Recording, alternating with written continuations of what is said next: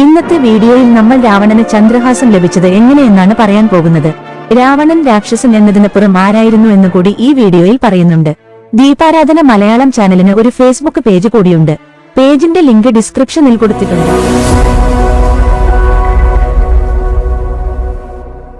രാമായണത്തിലെ ഉത്തരകാണ്ഡത്തിൽ 10 തലയും 20 ആയുധങ്ങളുമുള്ള ശക്തനായ രാജാവ് രാവണൻ കൈലാസ പർവ്വതത്തിന് സമീപം സ്ഥിതി ചെയ്യുന്ന കുബേരന്റെ നഗരമായ അളകയെ പരാജയപ്പെടുത്തി കൊള്ളയടിച്ചുവെന്ന് രേഖപ്പെടുത്തുന്നു. വിജയത്തിനുശേഷം രാവണൻ പുഷ്പക വിമാനത്തിൽ ലങ്കയിലേക്ക് മടങ്ങുമ്പോൾ മനോഹരമായ ഒരു സ്ഥലം കണ്ടിരുന്നാലും രഥത്തിന് അതിനു മുകളിലൂടെ പറക്കാൻ കഴിഞ്ഞില്ല. രാവണൻ ശിവന്റെ വാഹനവും പരിചാരകനുമായ നന്ദിയെ കാണുകയും തന്റെ രഥത്തിന് ഈ സ്ഥലം കടന്നുപോകാൻ കഴിയാത്തതിന്റെ കാരണം ചോദിക്കുകയും ചെയ്തു. ശിവനും പാർവതിയും പർവ്വതത്തിൽ ശൃംഗാരക്രീഡ ആസ്വദിക്കുകയാണെന്നും ആ സമയം അതിലേക്കൂടെ ആരെയും കടന്നുപോകാൻ അനുവദിക്കുന്നില്ലെന്നും നന്ദി രാവണനെ അറിയിച്ചു. രാവണൻ നന്ദിയെ പരിഹസിച്ചു. അപമാനത്തിൽ കുപിതനായ നന്ദി രാവണനെ വാനരന്മാർ നശിപ്പിക്കുമെന്ന് ശപിച്ചു. നന്ദിയുടെ ശാപത്താലും മുന്നോട്ടു പോകാൻ കഴിയാഞ്ഞും കുപിതനായ രാവണൻ കൈലാസത്തെ വേരോടെ പിഴുതെറിയാൻ തീരുമാനിച്ചു. തന്റെ 20 കൈകളും കൈലാസത്തിനിടയിൽ വെച്ച് അവൻ അത് ഉയർത്താൻ തുടങ്ങി.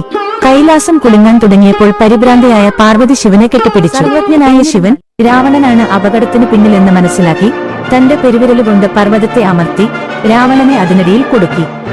രാവണൻ വേദന കൊണ്ട് ഉറക്കെ നിലവിളിച്ചു. തന്റെ തെറ്റ് മനസ്സിലാക്കിയ രാവണൻ 1000 വർഷം ശിവനെ സ്തുതിച്ചുകൊണ്ട് സ്തുതിഗീതങ്ങൾ ആലപിച്ചു. ഒടുവിൽ ശിവൻ രാവണനോട് ക്ഷമിക്കുക മാത്രമല്ല അജയനായ ചന്ദ്രഹാസം എന്ന വാൾ നൽകുകയും ചെയ്തു. ഈ ആയുധം നിരപരാധികൾക്കു നേരെ പ്രയോഗിക്കരുത്. അങ്ങനെ ചെയ്താൽ ആ നിമിഷം ഇത് എന്നിൽ തിരികെ വന്നുചേരും. പക്ഷേ ഗർവിഷ്ഠനായ രാവണൻ ശ്രീമഹേശ്വരന്റെ നിബന്ധന തെറ്റിച്ചു. അതോടെ ആ ദിവ്യായുധം നഷ്ടമായി. ഈ സംഭവത്തിന് ഒരു കാരണമുണ്ട്. രാവണൻ മായയാൽ രാമലക്ഷ്മണന്മാരെ സൃഷ്ടിച്ചു. അവരെയും കൂട്ടി അശോകവനികയിലേക്ക് പുറപ്പെട്ടു. സീതാദേവി രാവണനെ അനുസരിക്കണമെന്ന് ദേവിയെ ഉപദേശിക്കുവാൻ മായ രാമലക്ഷ്മണന്മാരെ രാവണൻ ചട്ടം കെട്ടി. രാവണന്റെ ദുരുദ്ദേശം മനസ്സിലാക്കിയ ഹനുമാൻ ഒരു പൂച്ചയുടെ രൂപത്തിൽ മണ്ഡോദരിയുടെ മണിയറയിലെത്തി. പൂച്ചകളെ ഏറെ ഇഷ്ടമുള്ള രാവണപത്നി ഓമനത്തം തുളുമ്പുന്ന പൂച്ചയെ വാരിയെടുത്ത് മാറോട് ചേർത്തു. പൂച്ച ഒന്ന് കുടങ്ങിയതും മണ്ഡോദരിയുടെ മാറിൽ അത് നേരിയ മുറിവേൽപ്പിച്ചു. ആ നിമിഷം മണ്ഡോദരിയുടെ കഴുത്തിൽ കിടന്ന രത്നമാലയിലെ തങ്കപ്പതക്കം പൂച്ച കടിച്ചെടുത്തു. കയ്യിലിരുന്ന് പിടഞ്ഞ പൂച്ചയെ രാജ്ഞി തിടുക്കത്തിൽ താഴെയിറക്കി. പുറത്തിറങ്ങിയ പൂച്ച ഒരു ഗന്ധർവകുമാരന്റെ വേഷം കൊണ്ട് അശോകവനികയിലെത്തി. രാവണന്റെ മായാസൃഷ്ടിയായ രാമലക്ഷ്മണന്മാർ സീതയെ അനുനയിപ്പിക്കുന്ന കാഴ്ച ഗന്ധർവൻ ദൂരെ നിന്നതെന്ന് കണ്ടു. അന്നേരം മറ്റുള്ളവരുടെയെല്ലാം ശ്രദ്ധ ആകർഷിക്കുമാറ് മണ്ഡോദരിയുടെ കഴുത്തിൽ നിന്നെടുത്ത തങ്കപ്പതക്കം ഉയർത്തിപ്പിടിച്ചുകൊണ്ട് ഗന്ധർവൻ ഉറക്കെ വിളിച്ചു പറഞ്ഞു, ഈ പതക്കം കണ്ടോ? രാവണപത്നി എനിക്കു സമ്മാനിച്ചതാണ്. ഞാനിപ്പോൾ വരുന്നത് മണ്ഡോദരിയുടെ അടുത്തുനിന്നാണ്. ഞാനേൽപ്പിച്ച നദക്ഷതങ്ങൾ രാവണപത്നിയുടെ ദേഹത്തു പറഞ്ഞത് സത്യമെങ്കിൽ അവൾ എന്റെ ചന്ദ്രഹാസത്തിനിരയാകും.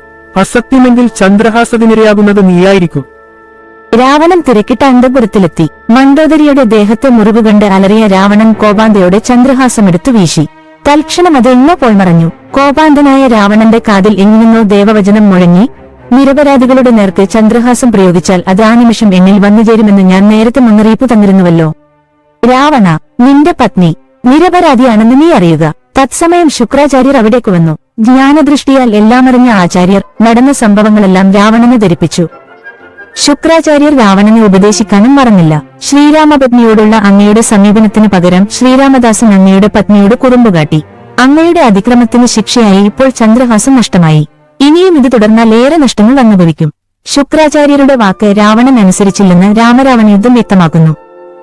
ഈ വീഡിയോ ഇഷ്ടമായാൽ ലൈക്ക് ചെയ്യുക, ഷെയർ ചെയ്യുക, പിന്നെ സബ്സ്ക്രൈബ് ചെയ്യുക. പുതിയൊരു വീഡിയോയുമായി വീണ്ടും കാണാം. ഏവർക്കും ശുഭദിനം.